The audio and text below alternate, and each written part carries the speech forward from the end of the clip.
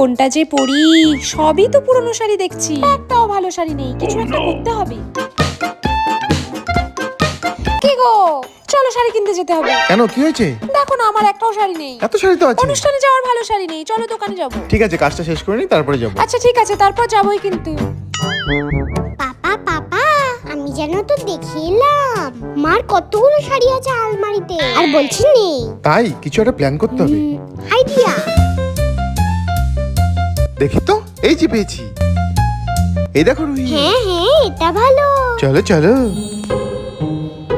কি গো, এই শাড়িটা ভাবছিলাম মাসিকে দিয়ে দিই। হ্যাঁ, আরে এটা তো আমার কত সুন্দর শাড়িটা।